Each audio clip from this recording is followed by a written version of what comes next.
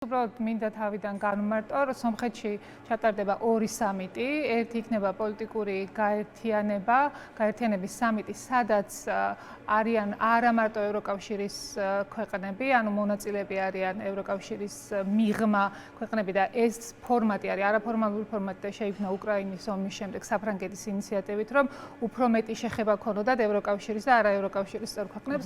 სწორედ ამაზე იქნება სავარაუდოდ კობახიძე მიწვეული და მეორე სამიტი, რომელიც თქვენ ახსენეთ, რომელიც მართლაც პირველად ტარდება სომხეთში, ეს არის უკვე ორმხრივ ფორმატში ევროკავშირის და სომხეთის სამიტი, რაც ნამდვილად ძალიან მისასალმებელია.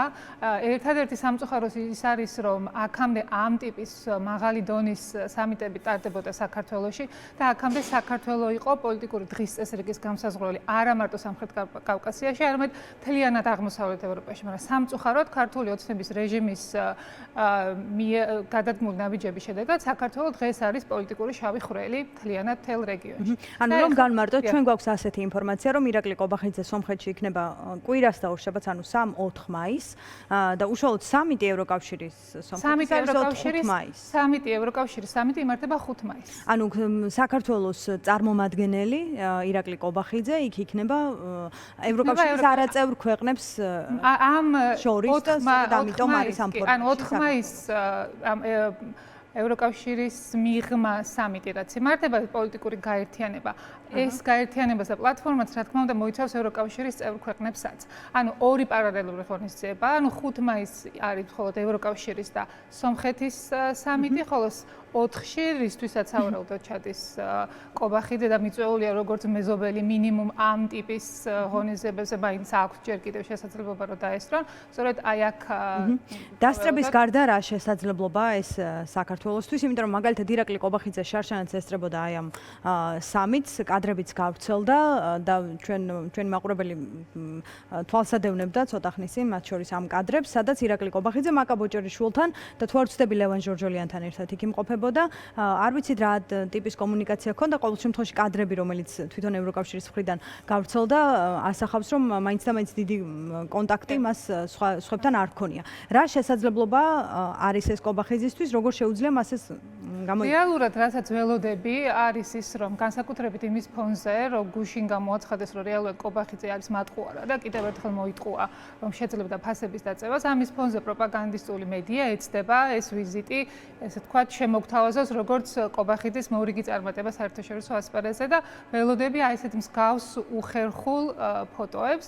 ალბათ ველოდები ისეთ ფოტოებს, რომ მაყურებელს ვეთქვი, რომ საქართველოს ზოგადად, როდესაც ამ ტიპის საერთაშორისო სამიტებში მონაწილეობს, ყოველთვის ჩვენი ადგილი არის ხოლმე საფრანგეთს და გერმანიას შორის და ძალიან ბევრჯერ ყოფილა ბოლო პერიოდში აი ამ ანბანური გადალაგების გამო და არა იმის გამო, რომ მაგალითად ქართულ ოცნებას რაიმე განსაკუთრებულ მნიშვნელობას ანიჭებენ და აი ამ ანბანურ გადალაგებას, აი ამ ეგრეთ წოდებულ სიმბოლურ ფოტოებსაც იყენებს და ცდილობს გამოიყენოს ქართული ოცნება იმისთვის, რომ დაგვანახოს, რომ ვითომ ჯერ კიდევ რაღაც ტიპის პოლიტიკურ წონა აქვს ქართულ ოცნებას. იმ რეალობაში, როდესაც კიდევ ერთხელ ვიტყვი, აქამდე საქართველო თვითონ ქმნიდა დღის წესრიგს და არ ელოდებოდა ვინმე სადმე დაგპატიჟებდა თუ არა, ჩვენ ვიყავით განსაზღვრელი ამ დღის წესრიგის.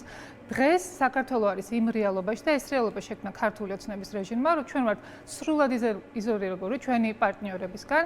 კობახიძე ყოველდღიურ რეჟიმში და კობახიძის გუნდი ლანძღავს იმ ადამიანებს, რომლებსაც ახლა უნდა შეხვდეს.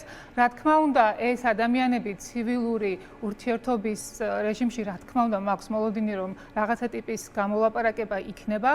აქ არის კიდე მეორე მნიშვნელოვანი ფაქტორი, ის რომ საქართველოს ყავს უარგისი ხელისუფლება, დღეს კორუმპირებული და მოძალადე ხელისუფლება, რა თქმა უნდა, არ ნიშნავს იმას, რომ ჩვენი პარტნიორები ხელს ჩაიქნებენ ჩვენზე. საქართველოს როგორც ქვეყნის ინტერესი არის მათი ინტერესი. და რასაც კიდევ ერთხელ და ყოველდღიურ რეჟიმში ვხედავთ, რომ ქართველი ხალხის ბრძოლა, რაც ამდენი ხანი მაგრამ ერთი კითხვა მიმდინარეობს, მათ შორის არის მათი მხრიდან მხარდაჭერა. ესე გაგრძელდება.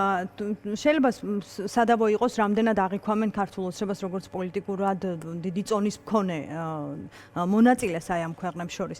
თუმცა როცა არის საუბარი, რომ იზოლაციაშია ქართული ოცნება, რომ მას არ ესაუბრებიან და ასე შემდეგ და ამბობთ, რომ პროპაგანდა წარმოაჩენს, რომ თითქოს ეს არის წარმატება, შეიძლება წარმატებად არა, მაგრამ ხომ ჩანს რომ მას აღიქვამენ როგორც ამ ქვეყნის ხელისუფლებას და მას ეპატიჟებიან. ჩვენ უნდა ვაღიაროთ, რომ დღეს ამ ქვეყნის ხელისუფლება არის ქართული ოცნება. ჩვენ ეს მოგწონს თუ არა, დღეს საქართველოს მართავს ქართული ოცნება და ჩვენს პარტნიორებსაც უწევთ ამას გაუსწორონ თვალი, იმიტომ რომ მათ აქვთ ასევე საკუთარი უსაფრთხოების ინტერესები და თავისი პოლიტიკური ინტერესები და ის დღის წესრიგი, რაც წლების განმავლობაში და 10 წლეულების განმავლობაში შეიქმნა ამ ქვეყანაში. სადავო აღარ არის ლეგიტიმაციის საკითხი. ლეგიტიმაციის საკითხი საერთოდ არ განიხილება. ისინი მხარს უჭერენ ქვეყანას, ისინი მხარს უჭერენ საქართველოს მოსახლეობას და ისინი არ წყვეტენ ურთიერთობას საქართველოსთან როგორც ქვეყანასთან. ამიტომ არის რომ მაქსიმალურად აკეთებენ ყველაფერს იმისთვის, რომ მაგალითად არ შეჩერდეს ვიზა ლიბერალიზაცია, თუმცა მეორე მხრივ ქართული ოცნება ბოლო 2 წლის განმავლობაში აკეთებდა ყველაფერს იმისთვის, რომ ევროკავშირს ეს ნაბიჯი გადაედგა. მაგალითად ველოდებით, რა თქმა უნდა, ამერიკის შეერთებული შტატებისგან გარკვეული ტიპის ვიზიტებს, არა იმიტომ, რომ ვინმეს მოსწონს, რომ ქართულ ოცნებას ესაუბროს. ამერიკის შეერთებული შტატები პირველ რიგში საკუთარი უსაფრთხოების და პოლიტიკური ინტერესებიდან გამომდინარე ტერორისტებსაც კი ესაუბრება, ხო? მაგრამ ისინი ამავდროულად ხალხსაც უწევენ ანგარიშს და მათი აქ ჩამოსვლით კიდევ ერთხელ როგორც ევროკავშირის, ასევე ევროკავშირის სამწუხაროდ ძალიან დიდი ხანი ევროკავშირის წარმომადგენელი საქართველოში არ ყოფილა, მათ შორის არც ნატოს ახალი წარმომადგენელი ცენტრალურ აზიაში და სამხრეთ კავკასიაში, რომელიც ეხლახანს დაინიშნა, იყო სომხეთში და არ ჩამოვიდა, რა თქმა უნდა, საქართველოში. ანუ გამოხატულება და დამოკიდებულება ქართული ოცნების მიმართ არის სხვადასხვა, თუმცა ერთმნიშვნელოვანია ის, რომ როგორც ევროკავშირი, ასევე ამერიკის შეერთებული შტატები აკეთებს ყველაფერს იმისთვის, რომ მათი მხარდაჭერა საქართველოს მიმართ, როგორც ქვეყნის მიმართ იყოს ძალიან მკაფიო და ხილვადი და მათი მხარდაჭერა იმ ადამიანების მიმართ, რომ იბრძვიან ყოველდღიურ რეჟიმში სხვადასხვა ფორმით, ამ ადამიანებს კონდეთ იმის განცდა, რომ მარტო არ არიან. კი ბატონო